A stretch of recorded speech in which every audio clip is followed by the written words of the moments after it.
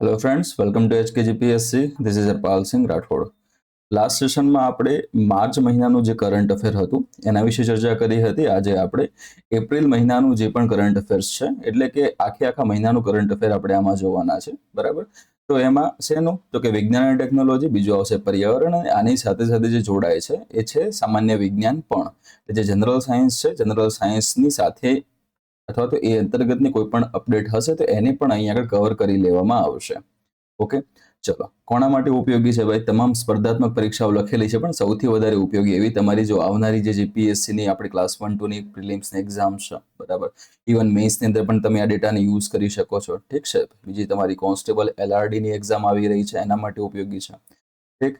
એના પછી નેક્સ્ટ કઈ એક્ઝામ છે, તો એના પછી જે CC આવવાની વાતો થઈ રહી છે, તલાટી કમ મંત્રી TCM ની વાત થઈ રહી છે. ટૂંકમાં તમામ એક્ઝામ્સ જે છે કે જેમાં સાયન્સ એન્ડ ટેકનોલોજી અને એન્વાયરમેન્ટ એક સબ્જેક્ટ તરીકે આવે છે, બરોબર, એ જગ્યાએ એના ક્વેશ્ચન્સ પૂછાશે. અને બીજી વસ્તુ કે આ કદાચ સબ્જેક્ટ નથી, પણ ત્યાં ખાલી ને ખાલી કરંટ અફેર લખેલું છે, તો કરંટ અફેર અંતર્ગત પણ આ સબ્જેક્ટ જે છે એની અપડેટ્સ જે છે એ પૂછાતી જોવા મળે છે. ચલો એની શરૂઆત કરીએ. ફર્સ્ટ ક્વેશ્ચન તમારી સામે છે.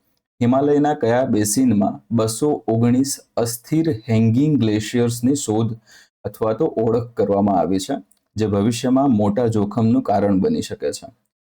પહેલો ઓપ્શન છે તમારી પાસે એ તિસ્તા બેસિન, બીજો છે અલકનંદા બેસિન, ત્રીજો છે સતલજ બેસિન, અને ચોથો છે ડી સિંધુ બેસિન. ઓકે, અહીંયા જવાબ શું આવશે? બી જવાબ આવશે, અલકનંદા બેસિન. રેડી?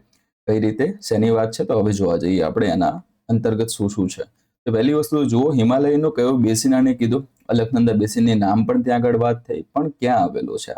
આજે હિમાલયન ક્ષેત્ર જે આવેલું છે, બરોબર, એની અંદર આજે અલકનંદા બેસિન છે, એ કયા રાજ્ય અંતર્ગત આવશે? તો જવાબ શું આવશે? ઉત્તરાખંડ ત્યાં આગળ રહેશે. કે ઉત્તરાખંડ અંતર્ગત તમને આવેલું જોવા મળે છે. એ જગ્યાએ તમને 219 જેટલા હેંગિંગ ગ્લેશિયર જોવા મળે છે. જો ગ્લેશિયરમાં સિમ્પલી કેવું હોય ભાઈ, કે જે તે પાણી છે ત્યાં આગળ, બરોબર, કોઈ પણ સરફેસ છે, સરફેસ ઉપર ત્યાં આગળ જે પાણી તે ભરાવો થાય છે, ઉપરથી પ્રેસિપિટેશન થાય છે, આ તે બધું, અને ત્યાં આગળ નીચું ટેમ્પરેચર હોવાના કારણોસર બરફમાં એ કન્વર્ટ થઈને ધીમે ધીમે એના અહીંયા સ્તર બનતા તમને આમાં જોવા મળે છે. આ છે આપણું ગ્લેશિયર, બરોબર.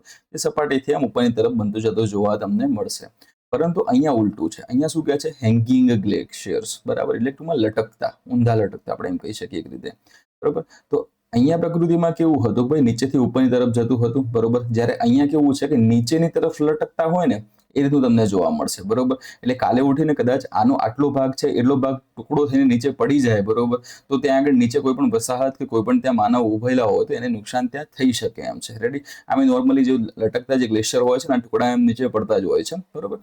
સો આ રીતનું જે નીચેની તરફ જે તમને આવતો ભાગ જે જોવા મળે છે, બરોબર, આ જે ભાગ છે એને આપણે હેંગિંગ ગ્લેશિયર તરીકે ઓળખીએ છીએ. તો આવા કેટલા ગ્લેશિયર્સની ઓળખ એમણે કરેલી છે? તો કે ભાઈ કે આ 219 જેટલા આવા ગ્લેશિયર્સની શોધ કરવામાં આવેલી છે. અને એક રીતે તમે જોવા જાઓ તો આમ ટાઈમ બોમ્બ સમાન જ તમને આ વસ્તુ જોવા મળે છે. રેડી?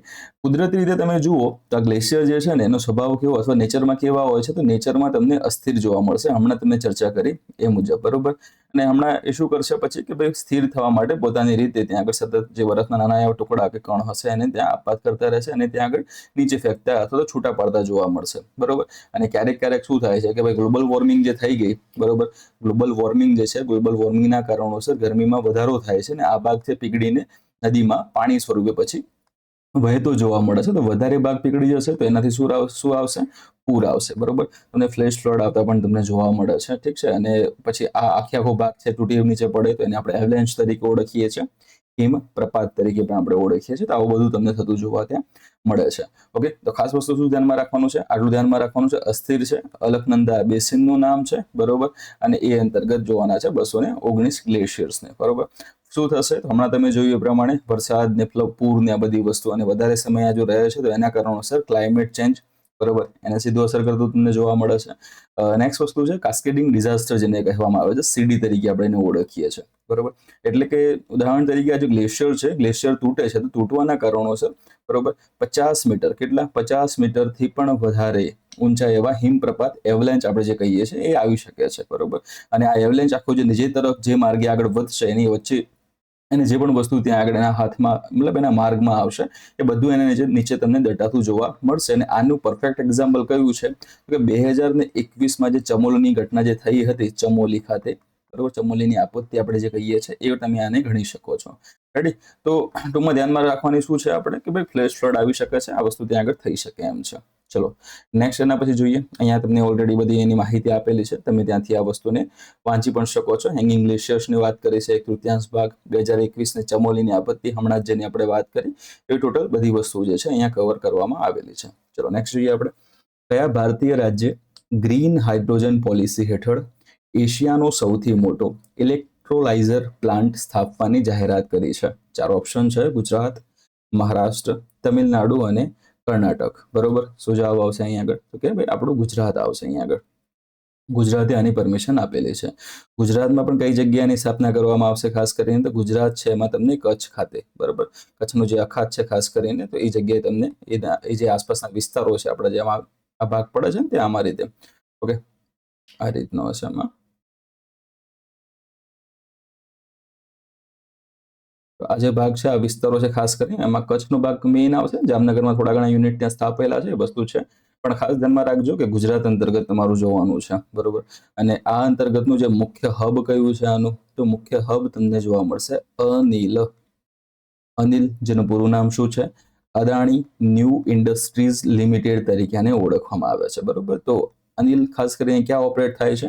તો કે મુન્દ્રા ખાતે તમને ઓપરેટ થતું જોવા મળે છે કે ભાઈ મુન્દ્રા ખાતે એશિયાનું સૌથી મોટું. એટલે હવે પોઈન્ટ આવે છે આપણે કચ્છમાં પણ કઈ જગ્યા ખાસ? કે મુન્દ્રા આવશે. મુન્દ્રા જે છે, મુન્દ્રામાં તમને અહીંયા આગળ એશિયા જે છે, અહીંયા ક્વેશ્ચનમાં તમે જોતા હતા એશિયાનો સૌથી મોટો, બરોબર. તો અમુક જે ઘટકો મેં તમને કીધા કે અહીંયા તમને જામનગર તરફ જોવા મળશે, પણ મુખ્યત્વે જે મોટો ઘટક છે તમને ક્યાં જોવા મળશે ખાસ કરીને? તો કચ્છના મુન્દ્રા ખાતે જોવા મળે છે. તો મુન્દ્રા ખાતે આ એશિયાનું સૌથી મોટું ઇન્ટિગ્રેટેડ ગ્રીન હાઇડ્રોજન ઇકોસિસ્ટમ છે, બરોબર. અને જે આનું ઇલેક્ટ્રોલાઇઝર છે, બરોબર, મેન્યુફેક્ચરિંગ પ્લાન્ટ એ ત્યાં વિકસાવવામાં આવી રહ્યો છે. ઠીક છે. હવે એનો ઓલરેડી પહેલા છે ને પાયલોટ પ્રોજેક્ટ થઈ ગયો છે, પીપી પાયલોટ પ્રોજેક્ટ જે હતો એનો પહેલા થઈ ચૂક્યો છે, અને એમાં જે પ્રૂફ ઓફ કન્સેપ્ટ જેને કહેવામાં આવે છે, એટલે કે પ્રાયોગિક જે સફળતા હોય એના ભાગરૂપે કચ્છમાં જ 5 મેગાવોટની ક્ષમતાનો પ્રારંભનો પ્રથમ of grid green hydrogen pilot plant જે છે એ સફળતાપૂર્વક કાર્યરત કરવામાં આવેલો છે, જે સંપૂર્ણપણે સોલર એનર્જી અને બેટરી સ્ટોરેજ, એટલે કે આપણે BESS, બરોબર, એના પર ચાલતો તમને જોવા મળે છે. ઓકે, હવે આ માટે શું જરૂર પડશે? જમીનોની જરૂર પડશે. તો પછી સરકાર હશે એ પછી ત્યાં આગળ એ જમીન તમને ફાળવતી જોવા મળશે. બીજો મુદ્દો છે અહીંયા આગળ ક્વેશ્ચનમાં કે ભાઈ ઇલેક્ટ્રોલાઇઝર પ્લાન્ટ, બરોબર. તો આ ઇલેક્ટ્રોલાઇઝર શું છે એની વાત આપણે કરીએ. તો ઇલેક્ટ્રોલાઇઝર એ એવું સાધન છે કે જેનાથી તમે ઇલેક્ટ્રોલિસિસની પ્રક્રિયા કરી શકશો. ઇલેક્ટ્રોલિસિસની પ્રક્રિયા જે છે, બરોબર, એટલે કે ઇલેક્ટ્રોલાઇઝર એ એવું સાધન છે જે ઇલેક્ટ્રોલિસિસ એટલે કે વિદ્યુત વિભાજન, બરોબર, પ્રક્રિયા દ્વારા પાણીના અણુઓ જે છે H2O જે છે, બરોબર, આ H2 ને તોડવાનું કામ કરશે. પ્રક્રિયાનું નામ ઇલેક્ટ્રોલિસિસ. કયા યંત્ર દ્વારા? ઇલેક્ટ્રોલાઇઝર દ્વારા, બરાબર. H2O છે, H2O ને તોડીને શેમાં કન્વર્ટ કરશે? તો કે H2 અને પછી ઓક્સિજન એમાં તમને કન્વર્ટ કરતા જોવા મળે છે, બરોબર. તો જ્યારે અહીંયા જુઓ છો તમે કે ભાઈ હાઇડ્રોજન છે એ ઓક્સિજન અલગ થતો જોવા મળે છે. તો આ જે હાઇડ્રોજન જે છે એ હાઇડ્રોજનનો ઉપયોગ પછી એનર્જી ઉત્પન્ન કરવા માટે તમને થતો જોવા મળે છે. રેડી? મેળવ્યું ક્યાંથી તમે? પાણીમાંથી. તો પાણીના અણુને તોડવું પડે. તોડવા માટે જે તમારે પ્રક્રિયાનો ઉપયોગ કરવામાં આવ્યો, પ્રક્રિયા કઈ છે? ઇલેક્ટ્રોલિસિસ. હવે ઇલેક્ટ્રોલિસિસની પ્રક્રિયા જે કરવાની હતી તો એના માટે તમે ઇલેક્ટ્રિસિટી ક્યાંથી લઈને આવે? હવે જુઓ, વિદ્યુત અહીંયા આગળ આપવાનું છે તો પાણીનો અણુ તૂટશે. તો આ ઇલેક્ટ્રિસિટી હશે એ તમને રિન્યુએબલ એનર્જી સોર્સિસ જે છે, રિન્યુએબલ એનર્જી સોર્સિસ જે છે એમાંથી આવતી જોવા મળશે. ખાસ કરીને સોલાર એનર્જી અને વિન્ડ એનર્જી છે, આ બેમાંથી આવતી એનર્જીનો ઉપયોગ કરીને જ્યારે તમે ઇલેક્ટ્રોલિસિસની પ્રક્રિયા પૂરી કરો છો અને એના દ્વારા જે હાઇડ્રોજન મળે છે એ હાઇડ્રોજનને આપણે ગ્રીન હાઇડ્રોજન તરીકે ઓળખીએ છીએ. ઓકે, કયો હાઇડ્રોજન આવશે? Green hydrogen. જો ફક્ત ને ફક્ત તમે સોલર ઉર્જામાંથી એટલે કે સૌર ઉર્જામાંથી મળેલી એનર્જીનો ઉપયોગ કરીને ઇલેક્ટ્રોલિસિસની પ્રક્રિયા કરીને હાઇડ્રોજનનું ઉત્પાદન કરો છો તો એ હાઇડ્રોજનને શું કહેવામાં આવશે? યલો હાઇડ્રોજન તરીકે ઓળખવામાં આવે છે, બરોબર. એની જગ્યાએ તમે ન્યુક્લિયરનો ઉપયોગ કરો છો, પરમાણુનો ઉપયોગ કરો છો. પરમાણુનો ઉપયોગ કરીને ત્યાંથી ઉર્જા તમે એકત્ર કરીને આ ઉર્જાનો ઉપયોગ ઇલેક્ટ્રોલિસિસ પ્રક્રિયામાં કરી અને એમાંથી તમે હાઇડ્રોજન મેળવ્યું અને આ હાઇડ્રોજન જે છે, બરોબર, એ હાઇડ્રોજનને શું કહેવામાં આવશે? તો આને આપણે પિંક હાઇડ્રોજન તરીકે ઓળખીએ છીએ, બરોબર. કોલ શું આવે? કોલ, તો કોલમાં તમારો કયો થઈ જશે ત્યાં આગળ? બ્લેક, અને બીજો આવે છે બ્રાઉન, બરોબર. આ બે પ્રકાર આવશે, બ્લેક એન્ડ બ્રાઉન હાઇડ્રોજન. ઠીક છે.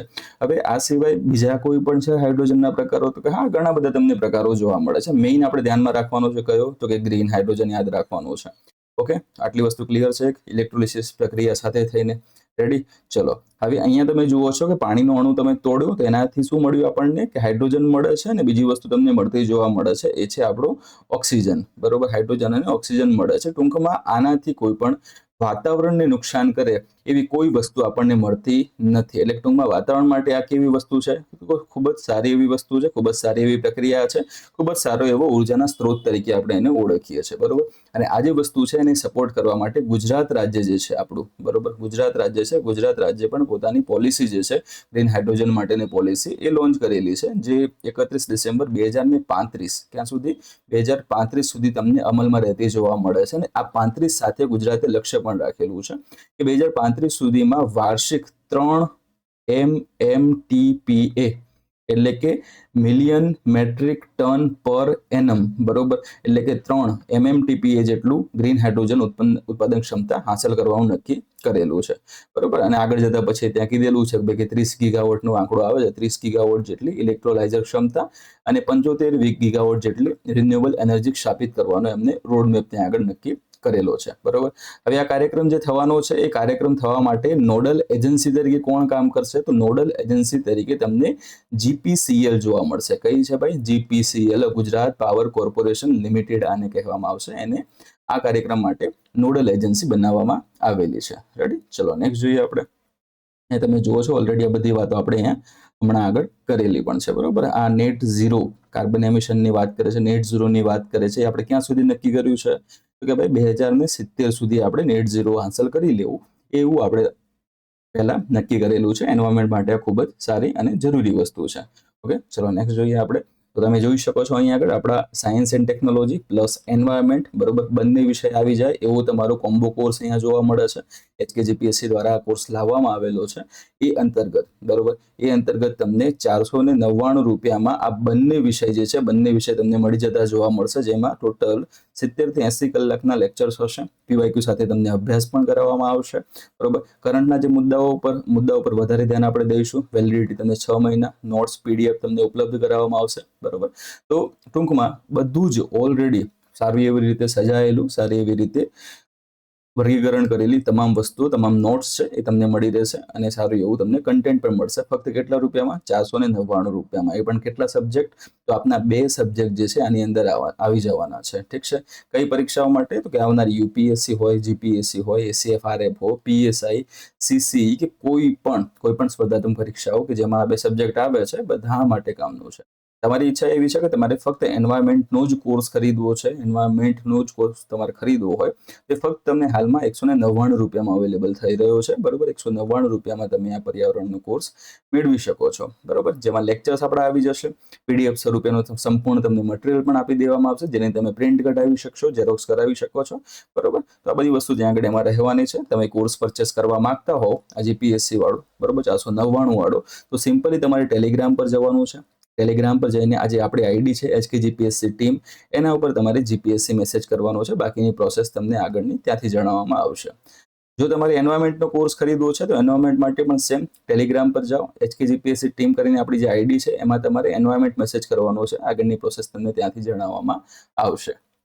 ચલો નેક્સ્ટ ક્વેશ્ચન છે, ઇન્ડિયાઝ ગ્રીન પાથવે મુજબ ભારતે કયા વર્ષ સુધીમાં જૈવ વિવિધતાના નુકસાનને અટકાવવા અને તેને પુનઃ સ્થાપિત કરવાનો લક્ષ્યાંક રાખ્યો છે? 4 ઓપ્શન છે, વર્ષ 2028, વર્ષ 2030, વર્ષ 2035 અને વર્ષ 2045. અહીંયા જવાબ આવશે શું આપણો? બી જવાબ આવશે. વર્ષ 2030 સુધીમાં આપણે જે બાયોડાયવર્સિટીને નુકસાન કર્યું છે અત્યાર સુધી, બરોબર, એ નુકસાન કર્યું છે એને પુનઃસ્થાપિત કરવાનું છે, અને હાલમાં જે થઈ રહ્યું છે એને અટકાવવાનું છે. આવું આપણે નક્કી કરેલું છે. રેડી? તો એક વસ્તુ ધ્યાનમાં રાખજો, બરોબર. બીજી વસ્તુ શું છે આનું? આ જે વસ્તુ છે એ તમારા લોંગ ટર્મ વિઝન, બરોબર, લોંગ ટર્મ વિઝન સાથે સંકળાયેલું જોવા મળે છે. લોંગ ટર્મ વિઝન ભાઈ કઈ રીતે? તો કે જુઓ કે ટૂંકા ગાળાનું લક્ષ્ય તમે આ ચલો કે 2030 વાળું તમે જોઈ લીધેલું છે, વાત બરાબર છે, પણ લોંગ ટર્મ વિઝન તમે આમાં શું જોશો? તો કે ભારતે છે ને 2050 સુધીમાં, અહીંયા બીજો ડેટા આવશે તમારો, 2050 સુધીમાં કુદરત સાથે સુમેળમાં જીવવા માટે, બરોબર, એટલે એને શું કહેવામાં આવે છે? Living in harmony with nature, બરોબર, એટલે કુદરત સાથે સુમેળમાં જીવવું, એવું ત્યાં આગળ લાંબા ગાળાનું વિઝન રાખેલું છે. અને ક્યાં સુધી પૂર્ણ કરવાનું છે? તો કે 2050 સુધીમાં એને પૂર્ણ કરવાનું એવું નક્કી કરેલું છે. હવે પ્રશ્ન પર પાછા આવો, ઇન્ડિયાઝ ગ્રીન પાથવે, ત્યાં એ આપણને જણાવી રહ્યા છે, બરોબર. તો આપણી એક મહત્વનું આપણે એક મંત્રાલય છે, નામ છે એનું MOEFCC, પૂરું નામ શું આવશે?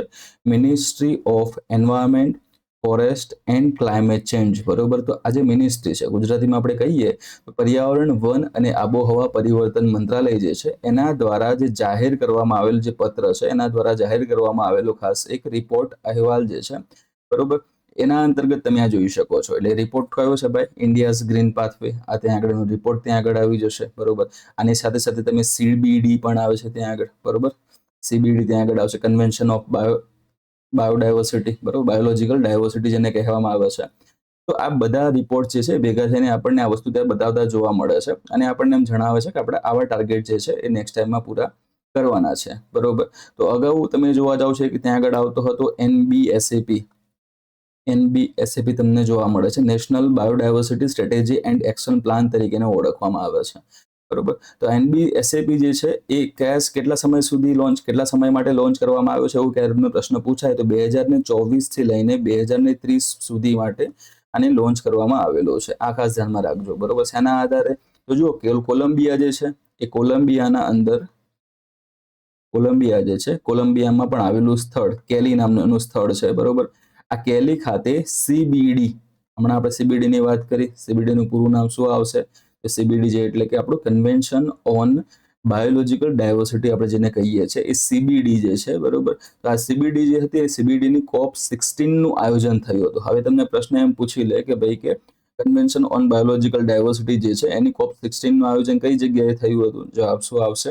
કોલંબિયા, કેલી ખાતે થયું હતું. તો આ જ્યારે આયોજન ત્યાં થયું હતું તો એ દરમિયાન, આ સમય હતો એ દરમિયાન ભારતે જે છે, ભારતે પોતાનો આજે NBSAP પ્રોગ્રામ જે હતો એ લોન્ચ કર્યો હતો. કેટલા સમય માટે? 2024 થી લઈને 2030 માટે એમને આ પ્રોગ્રામ ત્યાં આગળ લોન્ચ કરેલો છે. એના અંતર્ગત એમણે અલગ અલગ જૈવ વિવિધતાને બચાવવા માટે લક્ષ્યાંકો નક્કી કરેલા છે, અલગ અલગ સૂચકાંકો બહાર પાડશે, આવી વસ્તુ ત્યાં આગળ એમણે ત્યાં જણાવેલી છે. હવે આની સાથે સંકળાયેલા થોડા ફેક્ટ ઉપર આપણે આવી જઈએ કે બીજી કઈ વસ્તુ આના સાથે પૂછાઈ શકે એમ છે પરીક્ષામાં. તો જુઓ, જ્યારે બાયોડાયવર્સિટીની વાત કરવામાં આવે છે, બરોબર, તો ભારત છે એ વિશ્વની 2.4% જમીન વિસ્તાર, એટલે કે 2.4% લેન્ડ ધરાવે છે. કેટલી જમીન ધરાવે છે? 2.4%. વિશ્વની કુલ જે 100% જમીન છે એની સાપેક્ષે. ઓકે, હવે આ જે ભારત જે છે આટલી જે જમીન ધરાવે છે, બરોબર, આ જે વિસ્તાર ધરાવે છે, બરોબર, આ વિસ્તારની અંદર તમને 8.1% બાયોડાયવર્સિટી જોવા મળશે. ઓકે, 8.1% તમને બાયોડાયવર્સિટી જોવા મળે છે. એટલે કે વિશ્વની જે 100% જે જૈવ વિવિધતા છે એમાંની 8.1% આપણા આ ખાલી 2.5% જેટલા, બરોબર, એટલે 2.4 એટલે સમથિંગ તેની આસપાસ તમે ગણી શકો 2.5%, બરોબર. એટલે કે 2.4% વિસ્તારમાં તમને 8.1% બાયોડાયવર્સિટી જોવા મળે છે, જે ખૂબ જ મોટી એવી વાત છે. અને આજ આપણને વિશ્વના જે 17 મોટા એવા મેગા ડાયવર્સ કન્ટ્રીઝ જે છે, બરોબર, એ 17 એવા મેગા ડાયવર્સ કન્ટ્રીમાંનું જ એક આપણને ભારતને બનાવે છે. આની સાથે સંબંધિત બીજો ફેક્ટ કયો હતો કે ભારત છે, ભારતની અંદર તમને ટોટલ 4 હોટસ્પોટ આવેલા જોવા મળે છે, બરોબર. 4 તમને અલગ અલગ હોટસ્પોટ આવેલા જોવા મળે છે. એમાંનો એક આપણો પશ્ચિમ ઘાટ પણ તમને ત્યાં જોવા મળશે, બરોબર. હિમાલયન આ તે બધા વિસ્તાર, અંદામાન, સુમાત્રા, બધું ત્યાં પ્લેટ આપણે બધા ગણીએ છીએ એમાં. તો અહીંયા ધ્યાનમાં રાખજો કેટલા હોટસ્પોટ ભારતમાં આવેલા છે, તો કે 4 હોટસ્પોટ તમને આવેલા જોવા મળે છે. રેડી? ચલો નેક્સ્ટ એના પછી જોઈએ આપણે. તો ભારત સરકારે જૈવ વિવિધતા 8%ની વાત થઈ ગઈ. આપણે ટૂંકમાં આ બધી વસ્તુની ચર્ચા હમણાં કરી દીધેલી છે આપણે, ઠીક છે. બીજી વસ્તુ તમે જુઓ તો આની સાથે જુઓ તમે પ્રોજેક્ટ્સને અલગ અલગ તમે ગણી શકો છો. ગ્રીન પાથવે જે છે ને એના અંતર્ગત અલગ અલગ પ્રોજેક્ટને ગણવામાં આવે છે. જેમ કે પ્રોજેક્ટ ટાઈગર છે, પ્રોજેક્ટ ટાઈગરને તમે ગણી શકો, બરોબર. તો હાલમાં એની સંખ્યા કેટલી થઈ છે? તો કે 3682 જેટલી એની સંખ્યા હતી તમને જોવા મળે છે, ઠીક છે. અને જે આખા વિશ્વમાં જેટલા વાઘની સંખ્યા જોવા મળે છે એ વૈશ્વિક વસ્તીના 70% થી વધારે વાઘ તમને ફક્ત ભારતમાં જોવા મળી જશે, બરાબર. તો લગભગ આ જે પ્રોજેક્ટ ટાઈગર જે છે લગભગ નહીં શ્યોરલી તમને કહું ખૂબ જ સારી એવી રીતે એને સફળતા ત્યાં મળેલી છે. પ્રોજેક્ટ એલિફન્ટની વાત એવી આવે છે કે ભાઈ કે 15 રાજ્યોમાં તમને અલગ અલગ જગ્યાએ 33 જેટલા એલિફન્ટ રિઝર્વ તમને જોવા મળશે, 150 જેટલા તમને જે એલિફન્ટ કોરિડોર્સ છે એ તમને જોવા મળે છે. એની સાથે સાથે હાલમાં ખૂબ જ ચર્ચામાં હોય એવો પ્રોજેક્ટ ચિત્તા, ને ચિત્તા અંતર્ગત આપણે જે ચિત્તા લઈને આવેલા છીએ બરોબર, એ ચિત્તાને ખાસ કરીને ક્યાં વસાવ્યા હતા પહેલા તો કે કુનો નેશનલ પાર્ક. કુનો ક્યાં આવેલો છે?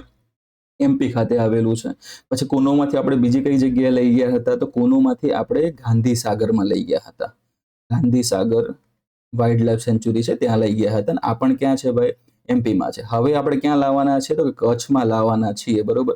લાવી દીધા છે? તો કે ના, આજની તારીખે એટલે કે ટૂંકમાં આજે 1 જૂન છે, 1 જૂને હું આ કરંટ અફેરનો વિડીયો રેકોર્ડ કરી રહ્યો છું, ત્યાં સુધી કચ્છની અંદર ચિત્તાઓને લાવવામાં આવેલા નથી. આવનારા સમયમાં કદાચ એમને પાછા લાવવામાં આવનારા સમયમાં એને પાછા અહીંયા આગળ લાવી શકે છે બરોબર. એટલે લાવવાની વાત પહેલા હતી, પછી ના પાડી હતી, પાછી ફરીથી હવે કચ્છનું નામ ઉપર આવ્યું છે એટલા માટે મેં તમને કીધું કે પાછા લાવવાની વાત ચર્ચા થાય છે કેમ, આવનારા સમયમાં આપને આઈડિયા એનો આવી જશે. ચલો નેક્સ્ટ ક્વેશ્ચન છે એના પછી, ભારતના 99માં રામસર સ્થળ તરીકે જાહેર કરાયેલ શેખાઝીલ પક્ષી અભયારણ્ય કયા રાજ્યમાં આવેલું છે? 4 ઓપ્શન છે એના. એક છે ઉત્તર પ્રદેશ, બીજો છે રાજસ્થાન, ત્રીજો છે મધ્યપ્રદેશ અને ચોથો છે બિહાર. તો જવાબ આવશે અહીંયા આગળ, તો આપણો આવશે એ જવાબ આવશે આમાં ઉત્તર પ્રદેશ. ઓકે, ઉત્તર પ્રદેશ છે. ઉત્તર પ્રદેશમાં આવેલું આ સ્થળ નામ શું છે? શેખા ઝીલ પક્ષી અભયારણ્ય. ઓકે, શેખાઝીલ પક્ષી અભયારણ્ય તમને જોવા મળે છે ઉત્તર પ્રદેશમાં, તમને જોવા મળે છે.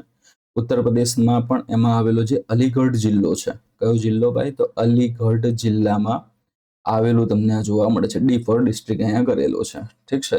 અને એમાં સ્પેશિયલી જો વિસ્તાર તમને પૂછે કયો વિસ્તાર લાગુ પડે છે, તો અહીંયા તમને ગંગાના મેદાની વિસ્તાર લાગુ પડશે.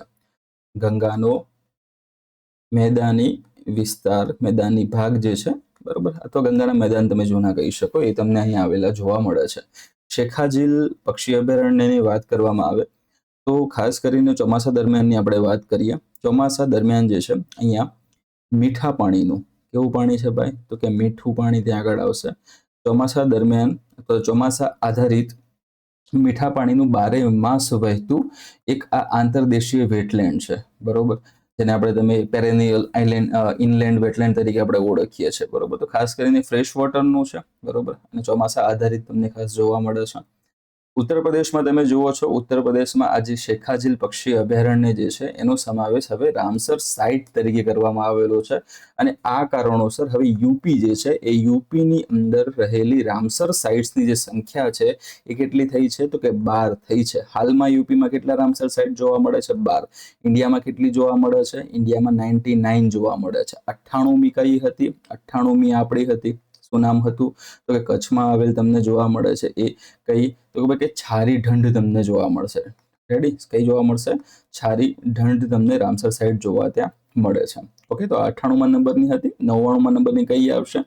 તો કે એ તમને શેખાઝીલ જોવા મળે છે અલીગઢ જિલ્લામાં, યુપી ખાતે તમને આ જોવા મળશે. ઓકે, તો ખાસ ધ્યાનમાં રાખજો. બીજી વસ્તુ છે કે આ સ્થળની ખાસિયત શું છે? તમે અલગ અલગ અહીંયા પક્ષીઓ જોઈ શકો છો બરોબર. તો આ શેખાઝીલ છે એ વૈશ્વિક જે સેન્ટ્રલ એશિયન ફ્લાયવે આપણે જેને કહીએ છીએ, કે વૈશ્વિક જે પક્ષીઓ જે એક માર્ગથી બીજા માર્ગે આગળ વધતા હોય છે, એ માર્ગની અંદર આવેલું એક સ્ટોપ જેવી જગ્યા છે બરોબર. એટલે ટૂંકમાં એક રીતનું તમે એને સ્ટોપ ઓવર કહી શકો છો, વિશ્રામ સ્થળ તમે એને કહી શકો છો, ઠીક છે. જેમ કે તમે કોઈ હજારો કિલોમીટર કે ભાઈ કે 100, 200, 500 કિલોમીટર અંતર કાપીને ક્યાંય જવાનું હોય એક્સ થી વાય નામની જગ્યાએ બરોબર, તો તમને એક્સ થી વાય નામની જગ્યાએ જતા વચ્ચે 1-2 વાર કદાચ થાક લાગે ને તમે જે બ્રેક મારો અને થોડી ઘણી ચા નાસ્તો પણ ચા પાણી તમે કરીને પાછા ત્યાંથી આગળ નીકળો બરોબર. સેમ વસ્તુ અહીંયા પક્ષીઓ માટે તમને જોવા મળે છે બરોબર. તો આ જે રૂટ નક્કી કરતા હશે એની વચ્ચે આ સ્ટોપ ઓવર તરીકે વિશ્રામ સ્થળ તરીકે આને ઓળખવામાં આવે છે, જે અલગ અલગ એવા 200 થી પણ વધારે 200+ કેટલા 200 થી પણ વધારે પક્ષીઓની પ્રજાતિઓનું આ એક ઘર જેવું, એના હોમ જેવું ત્યાં આગળ તમને જોવા મળશે. જેમાં તમે બાર હેડેડ ગૂઝ કહેવામાં આવે છે, પેન્ટેડ સ્ટ્રોક તમને ત્યાં જોવા મળશે બરોબર, નોર્ધન પિન્ટેલ તમને જોવા મળે છે. આવા અલગ અલગ તમને ફોરેનલ બર્ડ તમને જોવા મળે છે બરોબર. તમને પ્રવાસી પક્ષીઓ તમને ખાસ જોવા મળશે. આસપાસના વિસ્તારોમાં શું મહત્વની વસ્તુ છે એમાં તમને જોવા મળશે, એક છે નીલગાય બરોબર, ગાંધીનગરની ફેમસ છે બરોબર. અને જોડે જોડે હવે આ શેખાજીલની પણ ફેમસ તમને જોવા મળશે, અને જોડે તમને જોવા મળશે કાળિયાર, ઠીક છે, જે આપણે વેળાવદર જેના માટે ફેમસ છે ને એ જ કાળિયાર, બરોબર. બાકી કાળિયાર અથવા બ્લેકબક તમને ત્યાં આગળ જોવા મળે છે. હવે બીજો મુદ્દો છે અહીંયા આગળ આપણો સ્ટેટિક પોર્શનના અંતર્ગત તમે જુઓ તો વાત શેની થઈ રહી છે ભાઈ, તો કે ભાઈ રામસર સાઇટની વાત અહીંયા આગળ થઈ રહી છે. ઓકે, આ રામસર જે સાઇટ છે બરોબર એ શેના માટે છે, તો સોરી, રામસર જે સાઇટ જે નક્કી કરવામાં આવે છે એ તમારા રામસર સંમેલન હેઠળ નક્કી કરવામાં આવેલા છે, બરોબર. આ રામસર નામનું જે સ્થળ છે એ ક્યાં આવેલું છે, તો કે આ તમને ઈરાનમાં આવેલું સ્થળ જોવા મળે છે. ઓકે, આની ઐતિહાસિક તમે પૃષ્ઠભૂમિ જુઓ ભાઈ તો 2 ફેબ્રુઆરી કઈ તારીખ છે, 2 ફેબ્રુઆરી 1971 રોજ આ રામસર કન્વેન્શન, રામસર સંમેલનનું આયોજન ઈરાનના રામસર ખાતે કરવામાં આવ્યું હતું, બરોબર. જે રામસર નામનું જે શહેર છે ઈરાનનું, એ ઈરાનના રામસર શહેરમાં આનું આયોજન કરવામાં આવ્યું હતું. કઈ તારીખે, 2 ફેબ્રુઆરીએ, બરોબર. એટલે ત્યાં આગળ આનું આયોજન થયું એટલા માટે આ સંમેલનને રામસર સંમેલન કહેવામાં આવે છે, રામસર કન્વેન્શન એને કહેવામાં આવે છે, બરોબર. આયોજન 2 ફેબ્રુઆરીએ થયું. ખાસ કરીને કયા ઉદ્દેશ્ય માટે, તો કે ઉદ્દેશ્ય એનો છે કે ભાઈ કે આંતરરાષ્ટ્રીય મહત્વ ધરાવતી આદ્રભૂમિ હોય એટલે કે વેટલેન્ડ્સ છે, બરોબર, એનું સંરક્ષણ, પહેલી વસ્તુ શું આવશે, એના સંરક્ષણની વાત આવશે, અને બીજું આવે છે તેના સસ્ટેનેબલ યુઝ એટલે કે ટકાઉ ઉપયોગ, બરોબર. સંરક્ષણ અને ટકાઉ ઉપયોગ માટેની આંતર સરકારી આ એક પર્યાવરણીય ટ્રીટી અથવા સંધિ તમને જોવા મળે છે, બરોબર.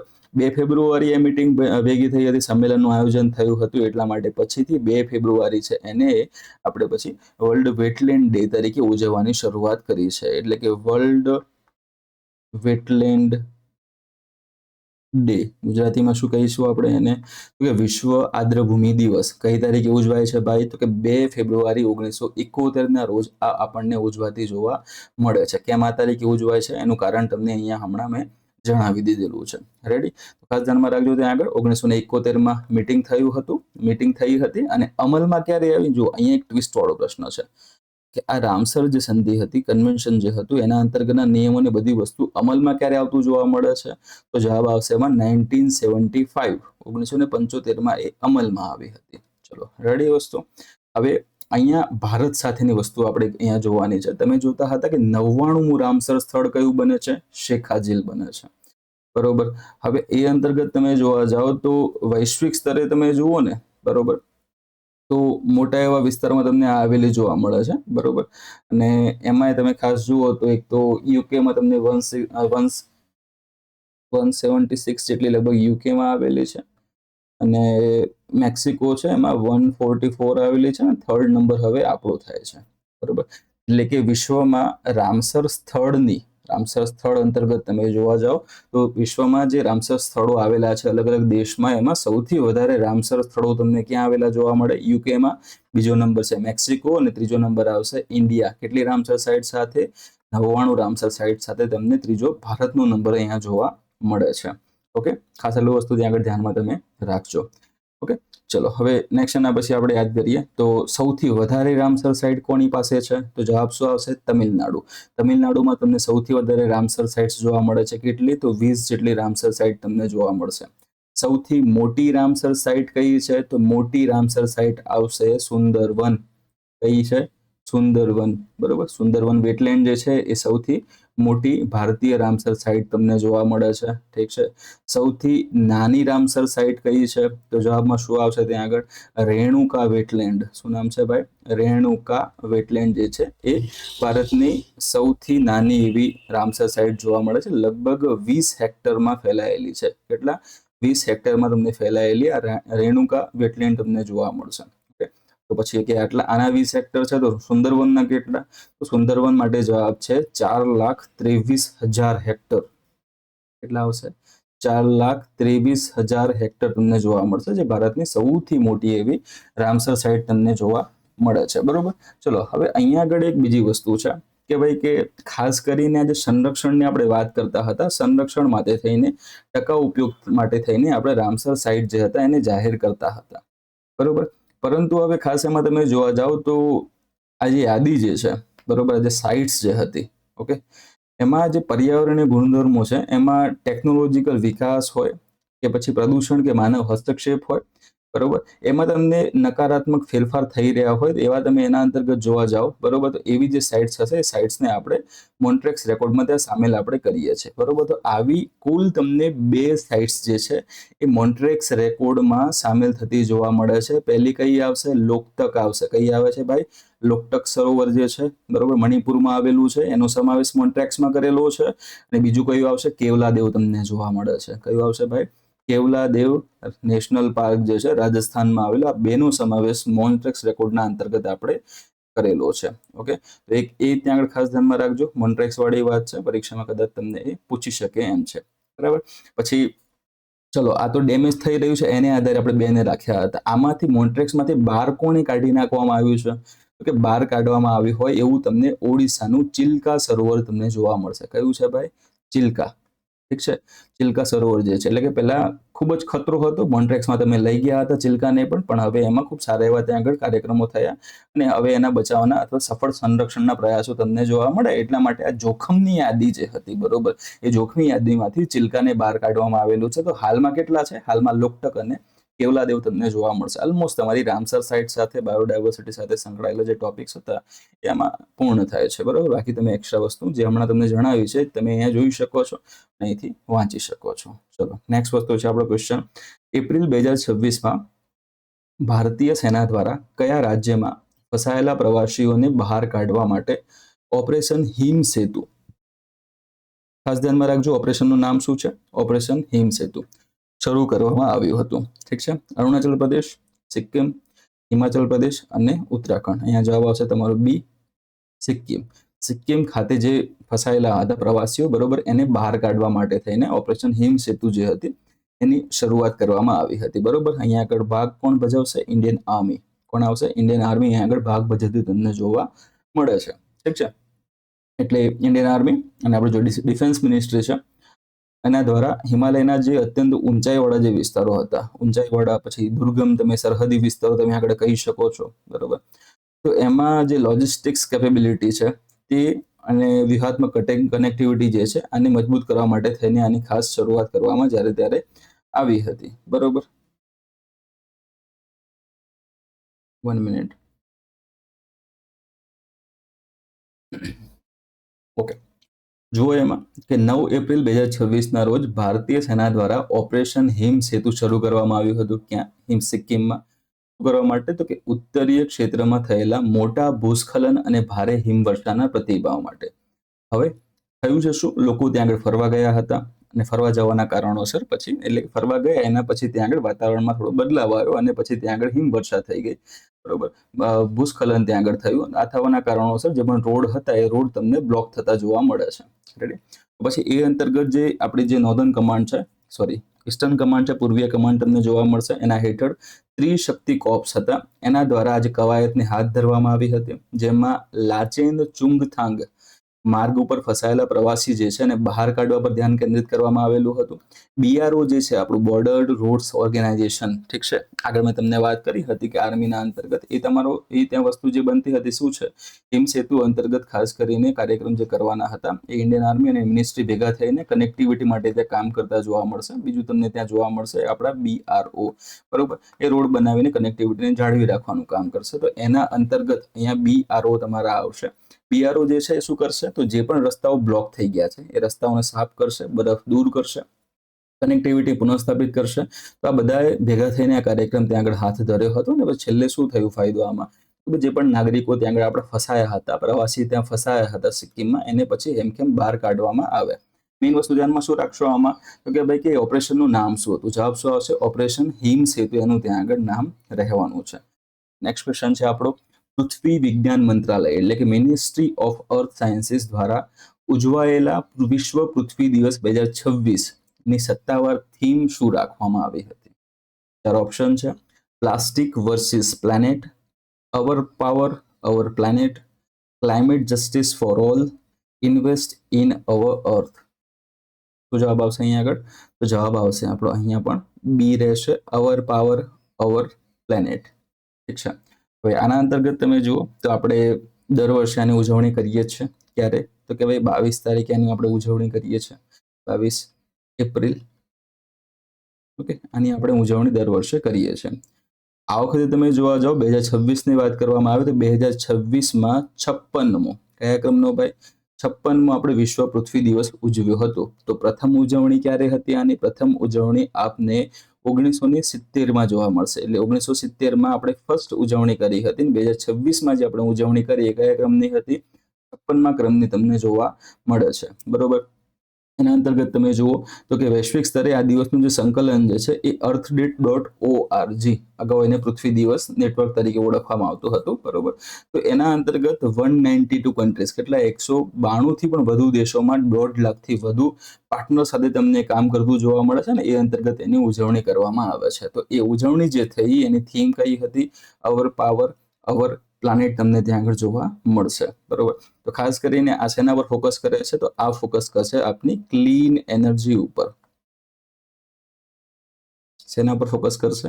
ક્લીન એનર્જી ઉપર તમને આ ફોકસ કરતું જોવા મળે છે. એટલે કે આવનારા સમયમાં હવે એમ તે કહેવા માંગે છે કે ભાઈ કે આના અંતર્ગત શું આવશે? તો આના અંતર્ગત તમને 25% ધ 25% રિવોલ્યુશન પણ એને કહેવામાં આવે છે. 25%ની ક્રાંતિ કહેવામાં આવે છે. બરોબર.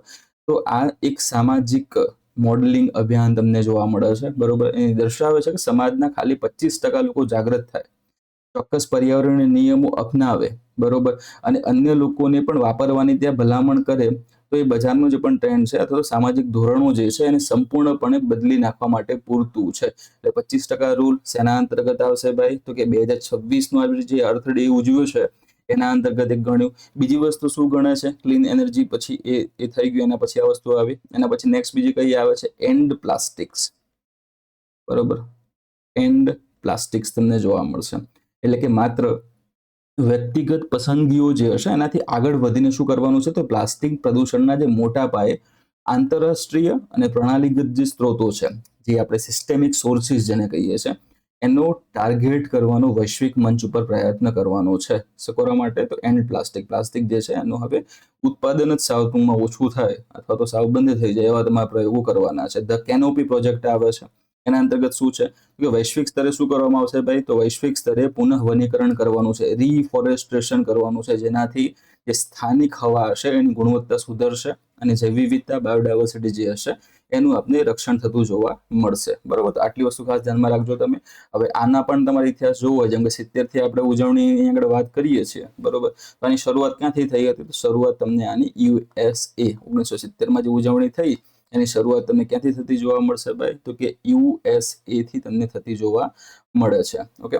હવે તમને વિચાર આવે કે ભાઈ 22 એપ્રિલ જ કેમ ઉજવણી કરવામાં આવે છે? તો 22 એપ્રિલે ઉજવણી કરવામાં આવે છે એનું કારણ એ છે કે જે કોલેજનું જે સ્પ્રિંગ બ્રેક જેને કહેવામાં આવે છે, શું છે? સ્પ્રિંગ બ્રેક અને જે ફાઇનલ પરીક્ષાઓ જે હોય છે, બરોબર, એ તમને શું કહેવાય એકદમ ત્યાં નજીક આવતી હતી, બિલકુલ વચ્ચે ત્યાં આગળ આવતી હતી, જેથી વિદ્યાર્થીઓ આ જે મહત્તમ સંખ્યામાં ત્યાં આગળ ભાગ લઈ શકે. બરોબર. આ બે વસ્તુ ધ્યાનમાં રાખજો. બરોબર. તો પ્રથમ પૃથ્વી દિવસ પર અમેરિકાની જે 10% જે વસ્તી હતી એ તમને શેરીઓ પર ત્યાં ઉતરી આવેલી ત્યાં જોવા મળી હતી. ઠીક છે ને? આ બધી વસ્તુની એટલે બહુ જૂની એવી કંઈક હિસ્ટ્રી છે. ઓકે. અને પછી ત્યાં ડેનિસ હેઝ પણ એક આવતો જોવા મળે છે. પછી એને વૈશ્વિક બનાવી દેવામાં આવે છે, 141 કન્ટ્રીઝ. તો આવી બધી લાંબી પોળીની હિસ્ટ્રી છે, આપણે એમાં ત્યાં ઉતરવું નથી. પણ ટૂંકમાં આ બધા મોટા એવા તમને આંદોલનો કોલેજિયન્સ જે બધા ભેગા થયા હતા ને એ કારણોસર પછી ત્યાંથી એની ઉજવણી થતી તમને જોવા મળે છે. એટલે એટલું ત્યાં આગળ યાદ રાખજો. બરાબર. નેક્સ્ટ એના પછી જોઈએ આપણે તો અહીંયા તમે જોઈ શકો છો આ બધી વસ્તુ આપણે જોઈ લીધી છે. હા, ખાસ તમે આગળ બીજું એ જોવાનું છે આમાં કે પૃથ્વીના વધતા જતા તાપમાન, અર્થ ફીવર, એને શું કહેવામાં આવશે ભાઈ? અર્થ ફીવર કહેવામાં આવે છે, પૃથ્વીનો તાવ એમ કે અંગે ચિંતા વ્યક્ત કરી હતી અને જણાવ્યું હતું કે મનુષ્યો હાલમાં પૃથ્વીની પુનઃ ઉત્પાદન ક્ષમતા કરતા 1.8 ગણી ઝડપે કુદરતી સંસાધનોનો વપરાશ કરી રહ્યા છે. બરોબર. એટલે કેટલી? એક વ્યક્તિ જે છે એ 2 વ્યક્તિ વાપરે એટલું ત્યાં આગળ કુદરતી સંસાધનો ધડાધડી એનો ઉપયોગ ત્યાં આગળ કરી રહ્યા છે. બરોબર. અને આ જે કાર્યક્રમ હતો એ દરમિયાન મિશન મોસમ છે, ડીપ ઓશન મિશન છે, પૃથ્વી યોજના છે, એની અલગ અલગ જે એમાં કેટલા આપણે પહોંચ્યા છે, કેટલા કામ ત્યાં થયા છે, કેટલા ત્યાં અટકેલા છે, અવરોધ ક્યાં આવ્યો છે, આ બધી વસ્તુને શું કરવામાં આવી હતી? તો કે ત્યાં આગળ સમીક્ષા કરવામાં આવી હતી. ટૂંકમાં પૃથ્વી વિશે સારું એવું જુઓ, સારું એવું વિચારો, એ વસ્તુ તમારા આના અંતર્ગત આવતી જોવા મળશે. ચલો નેક્સ્ટ એના પછી જોઈએ CREA રેન્કિંગ મુજબ માર્ચ 2026 માટે ભારતમાં રાષ્ટ્રીય પ્રદૂષણ સૂચકાંકમાં કયું શહેર ટોચ પર હતું? 4 ઓપ્શન છે: ગાઝિયાબાદ, ગુરુગ્રામ, ફરીદાબાદ કે પછી દહેરાદૂન. શું જવાબ આવશે? અહીંયા આવશે જવાબ આપણો બી, ગુરુગ્રામ. બરોબર, ગુરુગ્રામ જે છે એ તમને સૌથી વધારે એવું પોલ્યુટેડ સિટી જોવા મળ્યું હતું, ભારતનું પોલ્યુટેડ સિટી જોવા મળ્યું હતું. કયા મંથ માટે? તો કે માર્ચ 2026 માટે. અને કોણે આ રેન્કિંગ આપ્યું? તો કે CREA જે છે એને આ રેન્કિંગ આપ્યું હતું. તો આનું પૂરું નામ શું? CREA નું તો આનું પૂરું નામ છે centre for research on energy and clean air. બરોબર, તો આ CREA જે છે એનું તમને પૂરું નામ જોવા મળે છે. બરોબર, આ જે CREA જે એનો અહેવાલ હતો માર્ચ મહિનાવાળો, એના અંતર્ગત તમે આમાં જોઈ શકો છો કે ભાઈ કે પહેલો નંબર કોને આપવામાં આવ્યો છે? તો પહેલો નંબર તમને ગુરુગ્રામને આપવામાં આવેલો છે, જે ભારતનું સૌથી પ્રદૂષિત, બરોબર, કેવું છે? સૌથી પ્રદૂષિત શહેર તમને આ જોવા મળે છે. બાજુમાં તમે બેનને પણ જોઈ રહ્યા છો કે ભાઈ મોઢા ઉપર સાવ એમને અહીંયા દુપટ્ટો જે છે કે રૂમાલ જે છે એને ત્યાં કવર કરી નાખ્યો છે. અને બાજુમાં તમે જોઈ શકો છો પાછળ આવતા વ્યક્તિઓનો તમે ચહેરો પણ નથી જોઈ શકતા. વિઝિબિલિટી એટલી બધી તમને ડાઉન જોવા મળે છે ડ્યુ ટુ સ્મોગના કારણોસર. બરોબર, એટલે કે ફોગ અને પછી એની અંદર જે આપણું સ્મોગ બધું ભેગું થાય છે એ સ્મોગ તમને બધું જોવા મળશે. બરોબર, તો એ અંતર્ગત પ્રદૂષણ ત્યાં ખૂબ જ વધારે છે. હવાનું પ્રદૂષણ તમને ખૂબ જ વધારે તમને જોવા મળે છે. અને સૌથી પ્રદૂષિત જે શહેરો જે છે એ શહેરોમાં ટોપનું જે સ્થાન અપાવવામાં સૌથી મહત્વનો ભાગ આ બધા ઝેરી વાયુ અથવા જે પ્રદૂષકો જે છે તેમને ભજવતા જોવા મળશે. હવે એ અંતર્ગત તમારે જોવાનું છે PM 2.5 લેવલ. કયું? PM, પર્ટિક્યુલેટ મેટર 2.5 જેને કહેવામાં આવે છે, એના સ્તરની વાત કરવામાં આવે. એનું સ્તર કેટલું નોંધાયું હતું? તો માર્ચ મહિનાના અંતર્ગત ગુરુગ્રામમાં PM 2.5 છે એનું સ્તર તમને 116 માઇક્રોગ્રામ પર મીટર ક્યુબ જેટલું નોંધાતું જોવા મળ્યું હતું. બરોબર, હવે ભારતના જે રાષ્ટ્રીય ધોરણો જે છે, ધોરણો અંતર્ગત તમે જોવા જાઓ તો NAAQS એટલે કે national ambient air quality standard જે છે એના અંતર્ગત કેટલું નક્કી આપણે કરેલું છે કે ભાઈ છેલ્લામાં છેલ્લું 60 માઇક્રોગ્રામ પર મીટર ક્યુબ ત્યાં આગળ હોવું જોઈએ. અહીંયા કેટલું છે ભાઈ? 116 તમને જોવા મળે. ચલો આ ભારતની વાત આપણે સાઈડમાં રાખીએ. WHO શું કહે છે? વર્લ્ડ હેલ્થ ઓર્ગેનાઇઝેશન જે છે એ આમાં શું જણાવે છે કે ભાઈ દૈનિક જે માર્ગદર્શિકા જે એની છે, બરોબર, દૈનિક માર્ગદર્શિકા કેટલી એને ત્યાં આગળ આપેલી છે કે 15 મ્યુગ, બરોબર, 15 માઇક્રોગ્રામ પર મીટર ક્યુબ ત્યાં આગળ છે. બરોબર, આટલું ત્યાં આગળ હોવું જોઈએ દૈનિકની વાત કરીએ તો. આના કરતાં પણ કેટલું વધારે છે ભાઈ? તો કે 8 ગણું વધારે તમને જોવા મળે છે આ 116. એટલે કે ટૂંકમાં કોઈ પણ રીતે તમે ત્યાં આગળ જોવા જાઓ તો સૌથી પ્રદૂષિતમાં જે સૌથી ઉપરના જે રેન્ક્સ જે આવે છે એ રેન્ક્સમાં તમને પહેલું ગુરુગ્રામ આવતું જોવા મળશે. બરોબર, તો એના આધારે દિવસના આધારે જેમ કે આ તમે જુઓ છો કે દિવસનું આટલું હોવું જોઈએ, તો આટલું જે છે 15 મ્યુજી જેટલું તમને જોવા મળે છે. બરોબર, એટલું છે. તો ભાઈ કે વસ્તુ ચલો કે ઓકે વાંધો નહીં, પણ અહીંયા તમને કેટલું જોવા મળશે? 116 ની આસપાસ. એટલે પછી સરેરાશ એની તમને છેલ્લે કાઢતા જોવા મળશે. ઓકે, ચલો હવે બીજું ત્યાં આગળ જુઓ કે ટોપ 10 જે પ્રદૂષિત શહેરો છે પ્રાદેશિક એના વલણની આપણે જો વાત કરીએ તો આ જે રિપોર્ટ અંતર્ગતના 10 જે શહેરો છે એ 10 શહેરોમાં તમને 4 શહેરો જે છે એ તમને ખાલી ને ખાલી હરિયાણાના જ જોવા મળી જશે. કયા કયા છે? તો એક તો આપણે જે સમાચારમાં છે ગુરુગ્રામ, એ આવી જશે. બરાબર, બીજું કયું આવશે ત્યાં આગળ? તો ગુરુગ્રામ છે. એના પછી તમને હરિયાણાનું જે એક સિટી છે બહાદુરગઢ છે, પછી ફરીદાબાદ છે, માનેસર છે. આ 4 સિટી તમને હૈદરાબાદના જોવા મળશે. ઓકે, અન્ય સિટીમાં તમે જોવા જાઓ તો પછી મધ્યપ્રદેશના અંતર્ગત આવતા સિંગરૌલી છે, મંદીદીપ છે, પછી યુપીના તમને ગાઝિયાબાદ જોવા મળે છે, નોઈડા જોવા મળે છે, રાજસ્થાનનું ભિવાડી જોવા મળશે, ગુજરાત પણ છે અહીંયા લિસ્ટમાં. ઓકે, ગુજરાતનું કયું છે ભાઈ? નંદેસરી. ઠીક છે, કયું છે? નંદેસરી. બરોબર, આ મોસ્ટ પોલ્યુટેડ તમને ત્યાં જોવા મળે છે. ટોપ 10 માં તમને આજે નામ આવતું જોવા મળશે ખાસ કરીને, તો એનું તમે ત્યાં આગળ ધ્યાન રાખજો. ઓકે, પછી અહીંયા જો વાત કરીએ કે ભાઈ કે માર્ચ 2026 માટે ટોપ કોણે કર્યું? તો કે ગુરુગ્રામે ટોપ કર્યું છે ત્યાં આગળ. બરોબર, પરંતુ આખું જે ફાઇનાન્શિયલ યર હતું 2025-26, ઓકે, 2025-26 જે આખું ફાઇનાન્શિયલ યરની આપણે વાત કરવા જઈએ તો આ દરમિયાન યુપી જે છે આપણું, ઓકે, અહીંયા તમને ઇરેઝ કરીને આ ડેટા પણ ત્યાં મેન્શન કરાવી દઉં જેથી કરીને આપને એમાં ફાયદો થઈ શકે.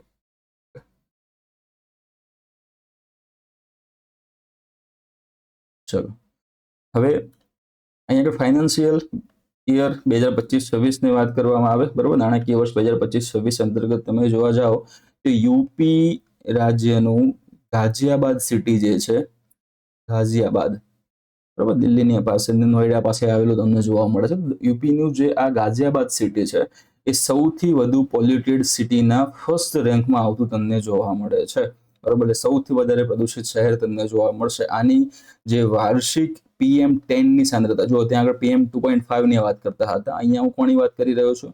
PM10 ની વાત કરી રહ્યો છું. બરોબર, તો આની વાર્ષિક PM10 ની સાંદ્રતા કેટલી હતી? તો કે 215 માઇક્રોગ્રામ પર મીટર ક્યુબ તમને જોવા મળતી હતી. બરોબર, કોની? ગાઝિયાબાદની. દિલ્હીની કેટલી હતી? તો 201 તમને જોવા મળે છે. નોઈડાની કેટલી હતી? એ વખતે 195 જોવા મળે છે.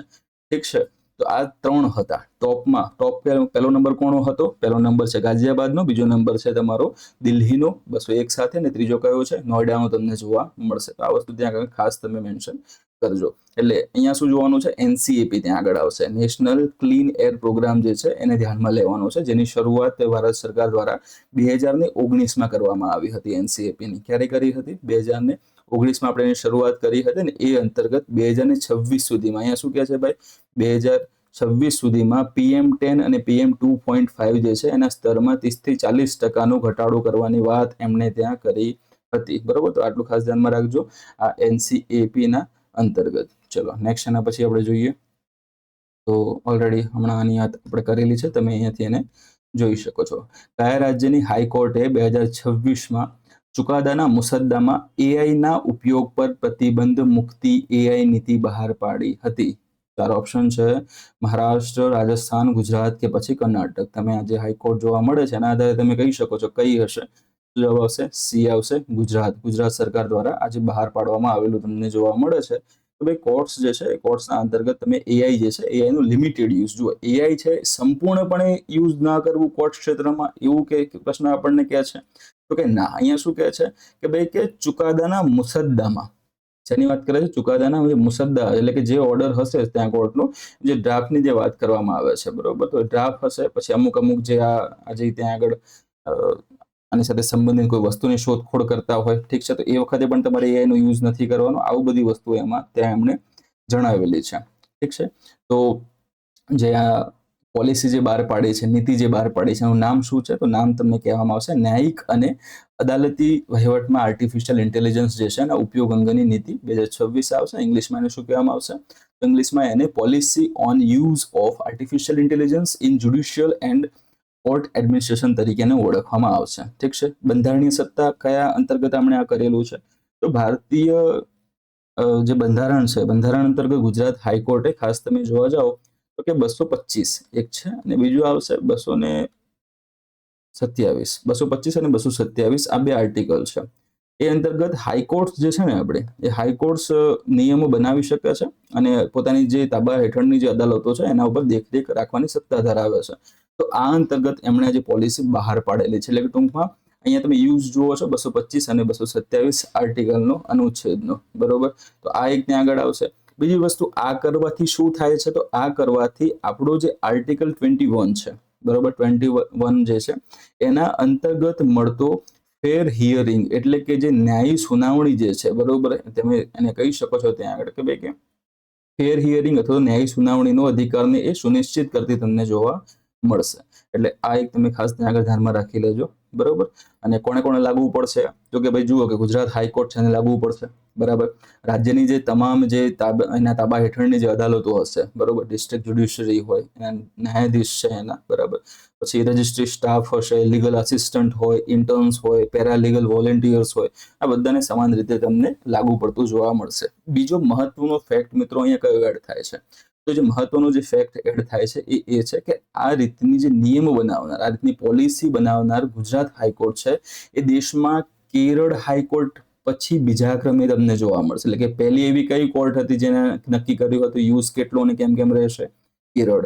બીજી કઈ હાઈકોર્ટ બને છે? તો જવાબ શું આવશે આપણો? ગુજરાત ત્યાં આગળ તમને જોવા મળે છે. ઓકે, તો આ ખાસ ધ્યાનમાં રાખી દેજો તમે.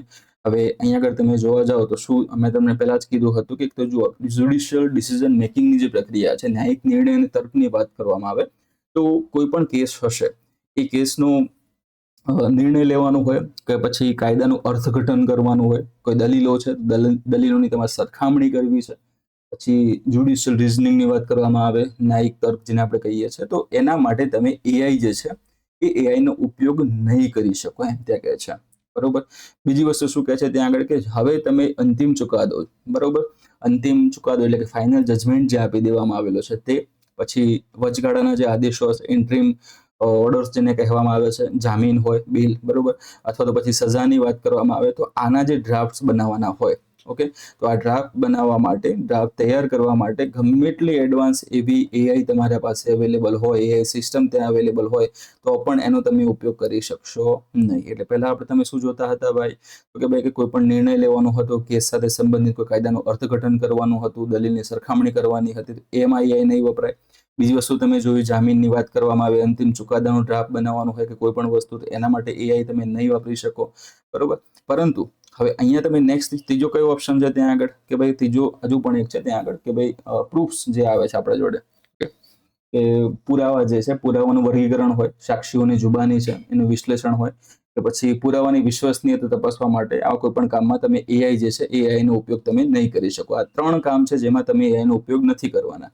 તો એઆઈ નો ઉપયોગ તમે હમણાં જ સાંભળ્યું આગળ કે ભાઈ કે એવું નથી કે તમામે તમામ કોર્ટના અંતર્ગતના જેટલા પણ સબ્જેક્ટ, જેટલા પણ ત્યાં વર્કિંગ આવશે એના જેટલા પણ કાર્યો છે, કાર્યોમાં તમામ જગ્યાએ એઆઈ નો યુઝ નહીં થાય એવું નથી કીધું. અને નીતિ બહાર પડી છે ભાઈ કે ક્યાં વપરાશે, ક્યાં નહીં વપરાય એમ કે છે. તો આ 3 જગ્યાએ નહીં વપરાય જે મેં તમને હમણાં જણાવ્યું છે.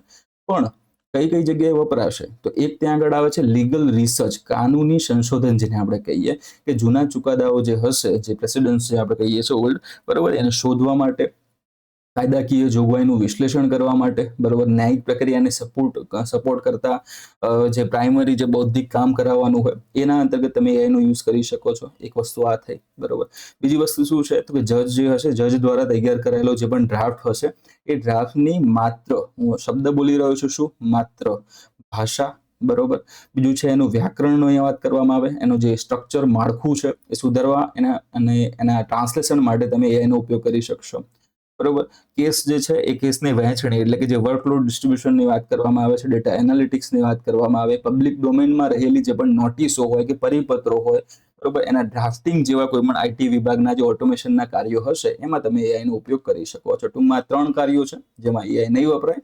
આ જે 3 કાર્યો જેમાં તમને એઆઈ વપરાતું જોવા મળશે, ઠીક છે. તો આ અંતર્ગતની કાર્યવાહી બધી ત્યાં કરવામાં આવશે. શેના અંતર્ગત, તો કે આ હાઈકોર્ટ જે છે એના અંતર્ગત તમે અહીંયા જોઈ શકો છો. હમણાં આપણે જેની વાત કરી છે તે કેમાં કરવામાં આવ્યું, તો કે ન્યાય પ્રણાલી તેમાં પક્ષપાત, અચોક્કસતા અને ટેકનોલોજી પર વધુ પડતી નિર્ભરતા જે છે એવા જોખમોને રોકવા માટે આપણે આ કાર્યક્રમ જે આ જે પગલું છે એ ગુજરાત હાઈકોર્ટ દ્વારા લેવામાં આવેલું છે, બરોબર. ચલો હવે તમારી સામે તમે જોઈ શકો છો એ મુજબ આપણા આજના ન્યૂઝ ઇન શોર્ટ્સ તમને જોવા મળે છે. પહેલું ન્યૂઝ ઇન શોર્ટમાં તમે જુઓ છો કે ભારતીય વાયુસેના માટે, ઠીક છે, આપણે કલર ચેન્જ કરી નાખીએ પેનનો. હવે ભારતીય વાયુસેના માટે માઉન્ટેન રડારની ખરીદી માટે કઈ કંપનીએ સંરક્ષણ મંત્રાલય સાથે 950 કરોડ રૂપિયાનો કરાર કર્યો? જુઓ, આગળ તમે જે 8 ક્વેશ્ચન જોયા હતા એનું આપણે બહુ ડીપમાં રિસર્ચ સાથે ત્યાં આગળ એનું એક્સપ્લેનેશન જોયું હતું, બરોબર. તો એ ક્વેશ્ચન કાં તો એની એક્સપ્લેનેશન, આ બેમાંથી ક્વેશ્ચન પૂછવાની શક્યતાઓ ઘણી બધી વધારે છે, બરોબર. અહીંયા તમે જે ક્વેશ્ચન જોવો છો એ છે આપણા સબ્જેક્ટ સાથે સંકળાયેલા, પણ એની શક્યતાઓ થોડી ઓછી છે. પણ આમાંથી પ્રશ્ન પૂછાશે જ નહીં એ વસ્તુ સાવ ખોટી છે. આમાંથી ઘણીવાર પ્રશ્ન પૂછાયેલા છે, એટલા માટે આ પણ જે નાના એવા શોર્ટ ક્વેશ્ચન, શોર્ટ ન્યૂઝ તમને જોવા મળે છે એ જોઈ લેજો ખાસ કરીને. ચલો જોઈએ ફરીથી ક્વેશ્ચન. ભારતીય વાયુસેના માટે માઉન્ટેન રડારની ખરીદી માટે કઈ કંપનીએ સંરક્ષણ મંત્રાલય સાથે 950 કરોડ રૂપિયાનો કરાર કર્યો? જવાબ શું આવશે? BEL આવશે, ભારત ઇલેક્ટ્રોનિક્સ લિમિટેડ આને કહેવામાં આવશે, બરોબર. ખાસ કરીને કયા ક્ષેત્ર માટે? તો અહીંયા જુઓ તમે, ચીન સરહદે જે હિમાલય જેવા ઊંચાઈવાળા જે આપણા પર્વતીય વિસ્તારો જે છે એમાં દુશ્મનના જે પણ એરક્રાફ્ટ હોય, બરોબર, કે પછી ડ્રોન હોય, એના ઉપર શું કરવાનું છે કે નજર રાખવા માટે થઈને સંરક્ષણ મંત્રાલય જે છે એને આપણી સરકારી કંપની BEL એની સાથે આ કરાર એમણે ત્યાં કરેલો છે. સ્વદેશી રડાર વિકસાવવા માટે એમણે ત્યાં કરાર કરેલો જોવા મળે છે, ઓકે. નેક્સ્ટ જો એના પછી પ્રોજેક્ટ 17A ની વાત છે. પ્રોજેક્ટ 17A એટલે કે નીલગિરી ક્લાસ જે છે એના હેઠળ ભારતીય નૌકાદળને પહોંચાડવામાં આવેલા સ્વદેશી સ્ટીલ્થ ફ્રિગેટનું નામ શું છે? જવાબ શું આવશે અહીંયા આગળ? દુનાગીરી તમને જોવા મળે છે, બરોબર. એ અંતર્ગત આના નિર્માણ કોણ કરી રહ્યું છે? GRSE જે છે, પૂરું નામ શું આવશે આનું ભાઈ?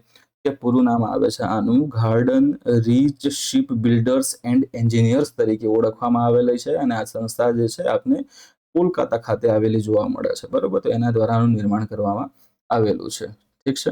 ચલો નેક્સ્ટ એના પછી જોઈએ EYDI અને મેપ માય ઇન્ડિયા વચ્ચેના કરાર હેઠળ અધિકૃત આધાર કેન્દ્રોના નકશા બનાવવા અને શોધવા માટે કઈ એપ્લિકેશનનો ઉપયોગ કરવામાં આવશે?